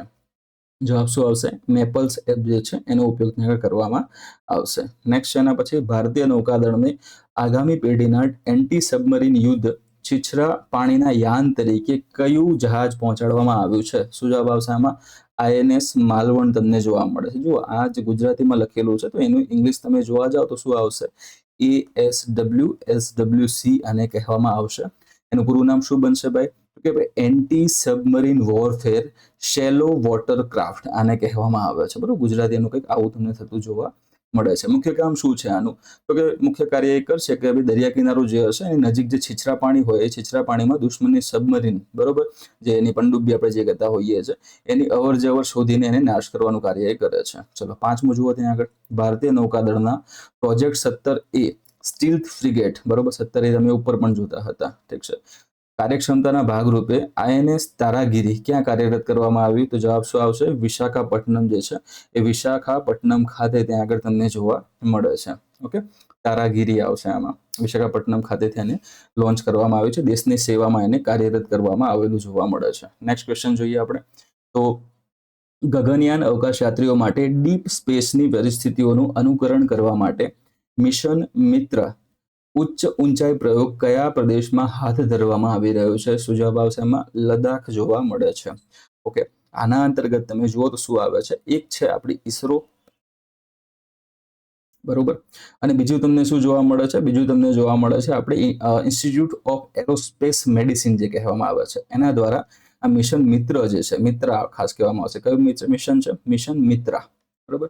જે મિશન મિત્ર છે એના અંતર્ગત લદ્દાખના લીકીરમાં, લદ્દાખમાં પણ કઈ જગ્યાએ? તો લદ્દાખના અંતર્ગત આવેલું ક્ષેત્ર લીકીર, લદ્દાખના લીકીરમાં કેટલી ઊંચાઈએ? ઉચ્ચ ઊંચાઈ એને કીધેલું જ, પણ કેટલી ઊંચાઈ? તો કે 4000 મીટરની ઊંચાઈએ. કેટલી ઊંચાઈએ? 4000 મીટરની ઊંચાઈએ જે ગગનયાનના અવકાશ યાત્રીઓ છે, શુભાંશુ શુક્લા છે, પછી પ્રશાંત નાયર છે, આ બધા તમને જોવા મળે છે, બરોબર. તો એ બધા માટે એક તો ઓક્સિજનની અછત, ઠીક છે, હાઇપોક્સિયા જેને કહેવામાં આવે છે, ઠંડી છે, આઇસોલેશન જેવી માનસિક અને શારીરિક ક્ષમતા ચકાસવા માટે આ પ્રયોગ જે છે એ હાથ ધરવામાં આવ્યો હતો. ચલો નેક્સ્ટ ક્વેશ્ચન છે કઈ સબમરીનને ભારતની ત્રીજી સ્વદેશી પરમાણુ સંચાલિત બેલેસ્ટિક મિસાઇલ સબમરીન તરીકે કાર્યરત કરવામાં આવી છે? બરોબર, તો અહીંયા શું જવાબ આવશે ત્યાં આગળ આપણો? કે જવાબ આવશે આમાં INS અરિધમન ત્યાં આગળ જોવા મળશે. ત્રીજી સ્વદેશી પરમાણુ સંચાલિત બેલેસ્ટિક મિસાઇલ સબમરીન તરીકે આપણે એને ઓળખીએ છીએ, ઠીક છે. અરિહંત હતી, પછી અરિઘાત આવે છે, પછી તમને અરિધમન પણ આવે છે, અને પછી ચોથી પણ આવી જ ગઈ છે ઓલરેડી. આપણે એની વાત પછી કરીશું નેક્સ્ટ કરંટ અફેરમાં, ઠીક છે. સમુદ્રની અંદરથી તમે લાંબા અંતરની આ એક પરમાણુ મિસાઇલ છોડવાની ક્ષમતા ધરાવતી જોવા મળે છે, અને આ આપણું જે ભારતનું ન્યુક્લિયર ટ્રાયડ છે એને મજબૂત કરતું જોવા મળશે સાથે સાથે. ઓકે, ચલો નેક્સ્ટ ક્વેશ્ચન જુઓ. દૂરના વિસ્તારોમાં સેટેલાઇટ આધારિત ઇન્ટરનેટ સેવાઓ શરૂ કરવા માટે કયા રાજ્યએ સ્ટારલિંક ઇન્ડિયા સાથે ઈરાદાપત્ર એટલે કે MOU ની વાત ત્યાં કરવામાં આવશે, સોરી, લેટર ઓફ ઇન્ટેન્ટ જેને LI આપણે કહીએ છીએ, બરોબર, એના પર હસ્તાક્ષર કર્યા છે? જવાબ શું આવશે? મેઘાલય ત્યાં આગળ રહેશે, બરોબર. તો જે મેઘાલયના જે પહાડી અને દુર્ગમ વિસ્તારો છે એ જે એવી જગ્યાઓ કે જે પરંપરાગત આપણા જે મોબાઈલ ટાવર જે છે, બરોબર, એ ટાવર કે કાં તો પછી તમે ઓપ્ટિકલ ફાઇબર જે છે OFC ઓપ્ટિકલ ફાઇબર કેબલ, બરોબર, એ નાખવા મુશ્કેલ છે. એ જગ્યાએ આપણો જે એલન મસ્ક ભાઈ છે, બરોબર, એ એલન મસ્કની જે કંપની છે સ્પેસ એક્સ નામ છે એનું, બરોબર, આ સ્પેસ એક્સની કંપની છે, એના અંતર્ગત લો અર્થ ઓર્બિટમાં સેટેલાઇટ ટેકનોલોજી એટલે કે કયું છે એમાં એનું નામ? તો બસ સ્ટારલિંક તમને જોવા મળશે, બરોબર. તો એના દ્વારા હાઈ સ્પીડ ઇન્ટરનેટ આપવા માટે પાયલોટ પ્રોજેક્ટ જે છે એ હાથ ધરાયા છે, અને હસ્તાક્ષર એના કરવામાં આવેલા છે. તો સ્ટારલિંક કોનું છે ભાઈ? સ્પેસ એક્સનું છે, બરોબર, સ્પેસ એક્સનો પ્રોગ્રામ છે. સ્ટારલિંકના ઉપગ્રહો કયા કક્ષામાં છે? લીઓમાં છે. ઓકે, કોની કંપની છે? ઇલન મસ્કની તમને કંપની જોવા મળે છે. એલન મસ્ક આપણે એને વાંચતા હોઈએ છીએ. કયા રાજ્યએ કર્યો LI કરાર? કે ભાઈ મેઘાલય રાજ્યએ આ કરાર તમને કરતું જોવા મળે છે. નેક્સ્ટ ક્વેશ્ચન છે સ્પેસ ગ્રેડ સોલાર પેનલના વિકાસ માટે કઈ કંપની NSIL સાથે MOU પર હસ્તાક્ષર કર્યા છે? શું જવાબ આવશે અહીં આગળ? ધ્રુવ સ્પેસ તમને જોવા મળશે. આ ધ્રુવ સ્પેસ જે છે એ હૈદરાબાદ ખાતે આવેલું એક સ્ટાર્ટઅપ છે. હૈદરાબાદ ખાતે આવેલું પ્રાઇવેટ સ્પેસ સ્ટાર્ટઅપ તમને જોવા મળે છે અને જે ઇસરોની જે કોમર્શિયલ આર્મ છે, નામ છે એનું ન્યૂ સ્પેસ ઇન્ડિયા લિમિટેડ એટલે કે NSIL, એની સાથે મળીને એમણે સેટેલાઇટ માટે ઉચ્ચ ક્ષમતા ધરાવતી જે સ્પેસ ગ્રીડ, બરોબર, સ્પેસ ગ્રીડ સોલાર પેનલ જે છે બનાવવા માટે એમણે ભાગીદારી ત્યાં કરી છે. એટલે કે NSIL અને ઇસરો બંને ભેગા થઈને હવે કામ કરશે.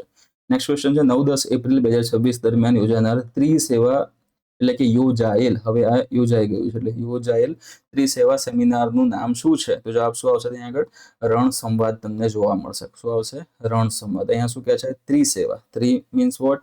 તો કે આર્મી, નેવી ને એરફોર્સ, આ ત્રણે ત્યાં આગળ આવશે. આનો યુદ્ધાભ્યાસ તમને જોવા મળે છે. ત્યાં આગળ પછી બૌદ્ધિક સેમિનારનું પણ આયોજન કરવામાં આવ્યું હતું, જેમાં સંરક્ષણની જે વ્યૂહરચના, બરોબર, અને આધુનિક જે યુદ્ધ કળાઓ જે છે એના પર ચર્ચા કરવામાં આવી હતી અને જે જ્ઞાનનું આદાન પ્રદાન કરવામાં આવેલ હતું. ઓકે, ચલો નેક્સ્ટ ક્વેશ્ચન છે એપ્રિલ 2026માં ભારતમાં F414Z એન્જિનના સહ ઉત્પાદન માટે તકનીકી કરારને અંતિમ સ્વરૂપ આપવા માટે કઈ કંપનીએ હિન્દુસ્તાન એરોનોટિક્સ લિમિટેડ એટલે કે HAL સાથે ભાગીદારી કરી? તો જવાબ આવશે GE એરોસ્પેસ તમને જોવા મળે છે. ભાઈ ખાસ ધ્યાનમાં રાખજો ક્યારે તો, અને શેના માટે? તો કે ભારતનું જે F414Z એન્જિન જે છે એના સહ ઉત્પાદન માટે. ઓકે, સહ ઉત્પાદન ખાસ ધ્યાનમાં રાખજો, જોડે લઈને ત્યાં આગળ આપણે એનું પ્રોડક્શન કરીશું એમ કે. તો એના માટે એક તરફ જે છે એ US ની કઈ કંપની આવશે? તો US ની તમને કંપની જોવા મળે છે GE એરોસ્પેસ, અને ભારતની કઈ છે? ઇન્ડિયાની. તો ઇન્ડિયાની તમને HAL તમને જોવા મળે છે. આ બે ભેગા થઈને હવે GE એરોસ્પેસ જે છે એટલે કે ટૂંકમાં એના આજે F414 જેટ એન્જિન જે છે એ બનાવશે. શેના માટે વપરાય છે ભાઈ? ખાસ કરીને તો આપણું જે ફાઇટર ક્રાફ્ટ છે, નામ છે એનું તેજસ, બરોબર, તેજસ માર્ક 2, એના અંતર્ગત આ વપરાતું તમને જોવા મળશે. ચલો નેક્સ્ટ એના પછી જોઈએ IOS સાગર સાથે સંબંધિત તમને પ્રશ્ન જોવા મળે છે. ઓકે, IOS સાગર પહેલ હેઠળ 6 એપ્રિલ 2026ના રોજ માલદીવના માલે ખાતે ભારતીય નૌકાદળનું કયું જહાજ પહોંચ્યું? જવાબ શું આવશે? INS સુનયના તમને જોવા મળશે. જે ભારત સરકારનું જે સાગર વિઝન જે છે, બરોબર, ખાસ કરીને સાગરનું પૂરું નામ શું આવશે ત્યાં આગળ? તો સાગરનું પૂરું નામ આવે છે security and growth for all in the region, જેને આપણે કહીએ છીએ, બરોબર. તો એના હેઠળ હિન્દ મહાસાગર ક્ષેત્રમાં જે આપણા મિત્ર દેશો છે એની સાથે નૌકાદળ સહયોગ વધારવા, તબીબી પછી માનવીય સહાય હોઈ શકે, બરોબર, એના માટે આ જે પેટ્રોલિંગ જહાજ જે છે માલદીવ મોકલવામાં આવ્યું હતું. કયું? INS સુનયના તમને જોવા મળશે. નેક્સ્ટ ક્વેશ્ચન છે આપણો તાજેતરમાં કયા દેશમાં સંયુક્ત લશ્કરી કવાયત સાયક્લોન 4 યોજાઈ રહી છે? બરોબર, શું જવાબ આવશે? ઇજિપ્ત ત્યાં આગળ જવાબ આવશે. કયો? ઇજિપ્ત, બરોબર. ભારત અને ઇજિપ્તની જે આર્મીના જે સ્પેશિયલ ફોર્સિસ હશે એના બંનેની વચ્ચે થતી આ એક સંયુક્ત કવાયત તમને જોવા મળશે. અને એનું મુખ્ય ઉદ્દેશ્ય શું છે? તો કે આતંકવાદ વિરોધી કામગીરી કરવી, સંયુક્ત સૈન્ય કૌશલ્યો છે એ વિકસાવવા, બરોબર. નેક્સ્ટ ક્વેશ્ચન છે તાજેતરમાં ફ્રાન્સમાં એસ્કેલ એસાટે દરિયાઈ મહોત્સવમાં કયા ભારતીય નૌકાદળના 60 તાલીમ જહાજે ભાગ લીધો હતો? જવાબ શું આવશે આમાં? INS સુદર્શની તમને જોવા મળશે.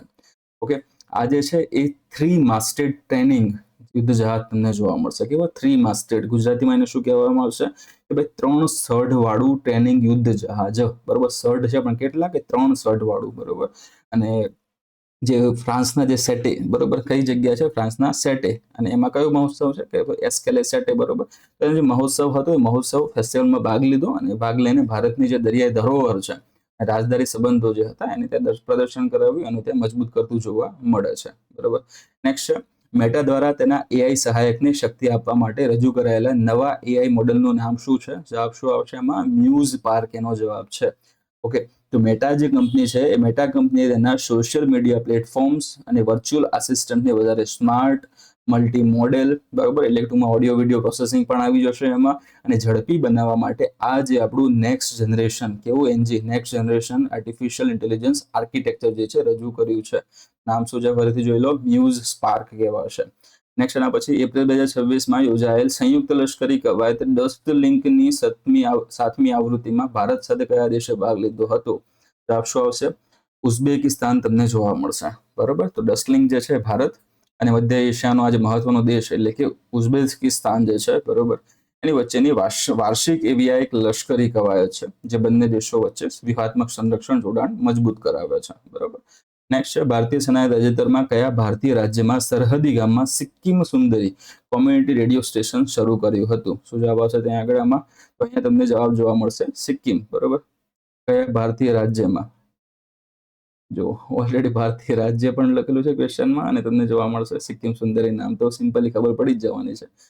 સિક્કિમમાં ત્યાં આગળ શરૂઆત કરવામાં આવી છે, અહીંયાથી કૌંસની શરૂઆત થશે. સિક્કિમ ખાતે આની શરૂઆત કરવામાં આવી છે કોના દ્વારા? તો કે ભારતીય સેનાના ત્રિશક્તિ કોર્પ્સ દ્વારા જે છે બરોબર એ ત્યાં શરૂઆત કરવામાં આવેલી તમને જોવા મળે છે. સેના અંતર્ગત તો જે આપણી સરહદી સુરક્ષા બોર્ડર મેનેજમેન્ટની વાત કરવામાં આવે, વાઇબ્રન્ટ વિલેજના પ્રોગ્રામની વાત કરવામાં આવે તો એના ભાગરૂપે સેના જે છે એને સરહદી વિસ્તારોમાં રહેતા સ્થાનિક નાગરિકો સુધી સાચી માહિતી પહોંચાડવા અને સૈન્ય નાગરિક સંબંધો મજબૂત કરવા માટે આ રેડિયો સ્ટેશનની સ્થાપના કરેલી આપને જોવા મળે છે. અને લાસ્ટ સ્લાઇડ તમને જોવા મળશે આપણા શોર્ટ ક્વેશ્ચનની.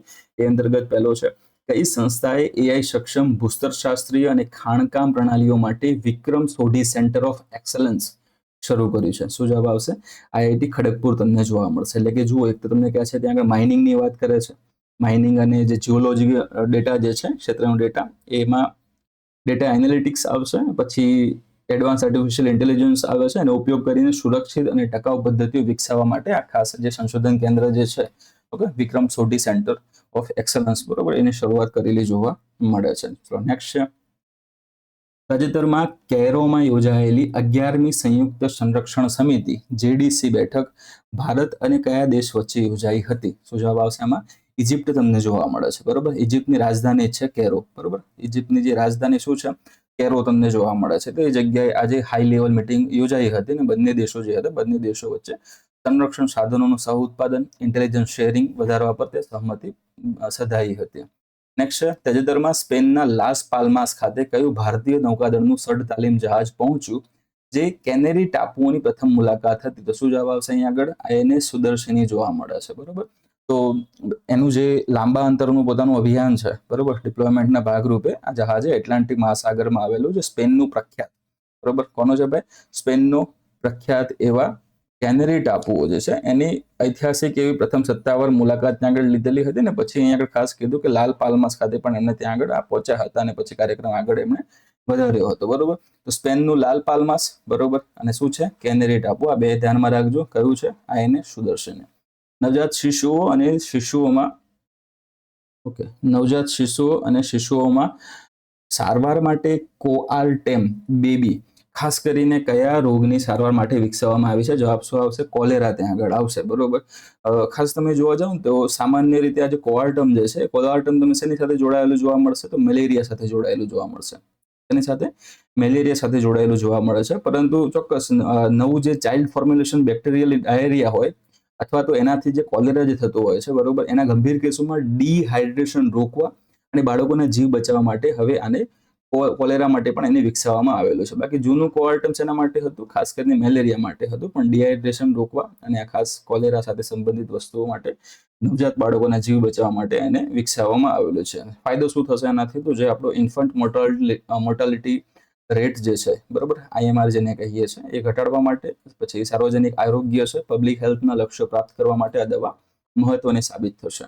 ચલો, તાજેતરમાં ભારતીય સેના દ્વારા આયોજિત બહુપક્ષીય લશ્કરી કવાયત પ્રગતિના ઉદ્ઘાટન સંસ્કરણનું આયોજન કયા ભારતીય રાજ્યએ કર્યું હતું? શું જવાબ આવશે? મેઘાલય ત્યાં જવાબ રહેવાનો છે બરોબર.